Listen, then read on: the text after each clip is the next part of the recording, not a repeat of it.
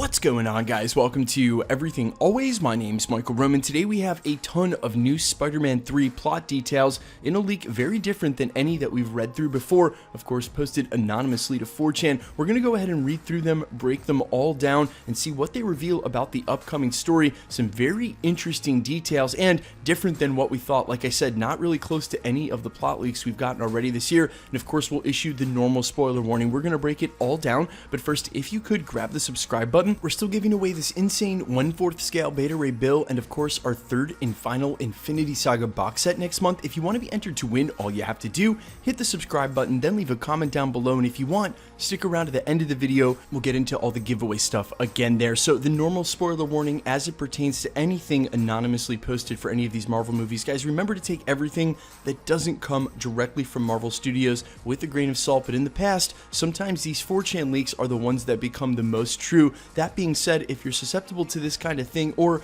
if this is in any way going to ruin your Marvel Phase 4 or your Spider-Man 3 experience, you know yourself better than others. You've been warned. Also, don't go to 4chan. That site is not safe. Even though this post has been shifted around a couple of times, I have a text overlay for you guys, and usually by the time we report on these things, they're on Reddit. If you really want to find it for yourself, you can find this one as well. Much safer than 4chan. You've been warned. Let's jump right into this plot leak.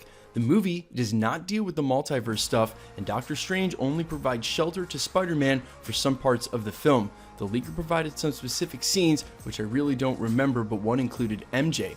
The plot revolves around a mysterious benefactor putting out a bounty for Spider-Man, which leads to 6 different villains going after him. There's one thing I want to mention about that. We'll circle back. These 6 villains never unite as the Sinister Six, but work alone or in smaller groups. They include Kraven and Chameleon working together, Electro working alone, and Vulture, Scorpion, and Shocker, all the holdovers, also working together. These 3 parties clash between each other and try to be the one who kills Spider-Man, for they all have their own motivations and of course the reasons they want to win the money.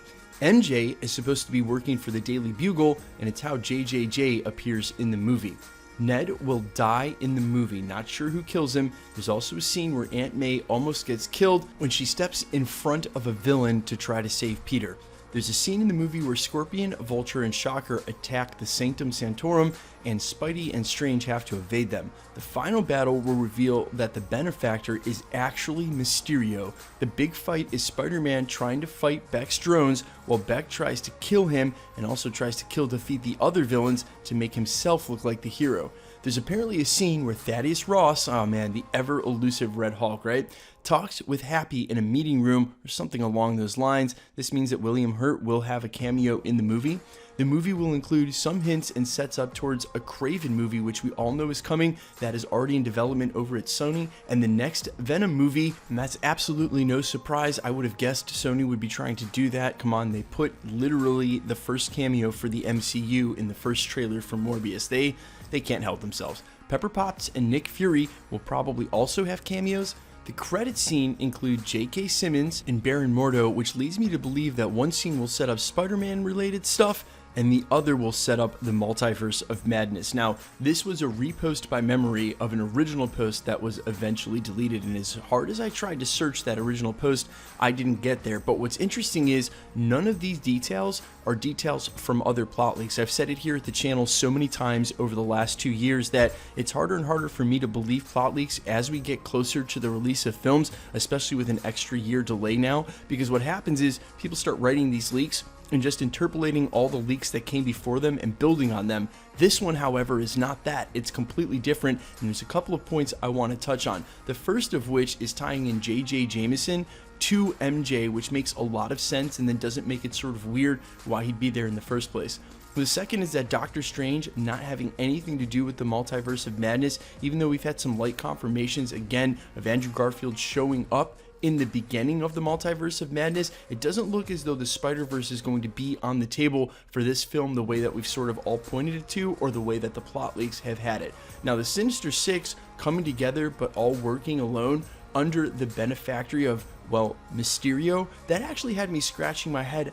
Not because I don't believe that Mysterio couldn't be dead. He's the master of illusion, and that could easily be the case, but it's always been Dr. Octopus or Norman Osborn, the Green Goblin, whatever you want to say, whatever iteration, to put together the Sinister Six, and without him in this film, it makes me feel like maybe a lost opportunity, or all these villains come together to work for Mysterio, Spider-Man ultimately triumphs, and it takes a bigger man to come along and actually unite them since they're working differently. Now, there were a couple of benefactor points that we touched on throughout the last year, one of which being, of course, that it could be a Norman Osborn. This seems to say it's Mysterio, but when you think about the Ant-Man 3 benefactor, and you go all the way back to Iron Man 2, when Justin Hammer reveals himself as a benefactor, part of me has always wondered if it's not Justin Hammer that's going to be coming back. And of course, when we heard benefactor in Ant-Man 2, it immediately made us think of Iron Man 2 when he refers to himself as such, but it would make sense that Mysterio would want to get his hands on Pym's technology. He has all of this Stark tech to make these illusions. How much better and stronger could his illusions be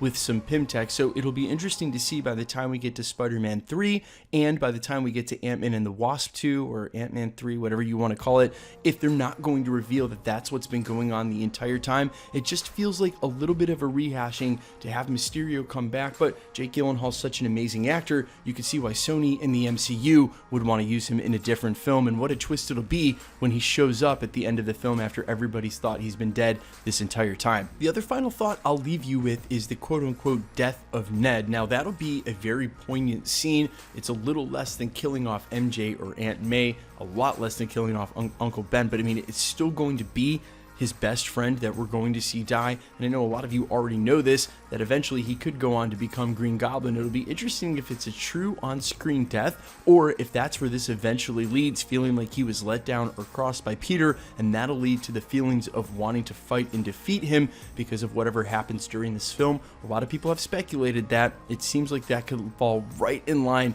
with what we want. And of course, the return of all these villains definitely sets up the Sinister Six. Guys, let me know all your thoughts down below about all of this. Had you seen this plot leak, and how different is this than the rest of the ones we've heard? Definitely seems plausible. I'm all ears, guys. Let me know, as always, what you think down in the comments, real or not, and did you like it? And of course, let's get into the giveaway stuff before I let you go. We're still giving away this insane 1/4 scale Beta Ray Bill. All you have to do to be entered to win, hit the subscribe button and leave a comment down below. That'll automatically enter you to win this Infinity Saga box set. We already gave away 2 earlier this year in the channel. We're giving this 3rd one away on New Year's Eve, regardless of the subscriber count. If you want to be entered to win the Beta Ray Bill, the Infinity Saga box set, or any of the other future prizes we give away here at the channel, all the same rules will always apply. Hit the subscribe button because you need to be a subscriber here at the channel, then leave a comment down below because it's truly random. The more videos you comment on, the better chance you have of winning. Then make sure to hit the notification bell to keep up with our content, and of course, if you've enjoyed today's video and the rest of the videos here at the channel, we'd all appreciate it if you'd hit the like button. My name's Michael Roman. This is Everything Always. Guys, I have a brand new song dropping on Tuesday the 23rd on Impossible Records with one of my musical idols, KJ Saka. If you're not familiar with him, he's the legendary EDM drummer, member of Pendulum. I know it's sort of out of left field for my last single, but if you're still listening in the last seconds of this video, there's a chance you might be interested, and I'll be dropping that on Tuesday. Guys, thanks so much for checking out the channel. Stick around. We'll be posting again real soon.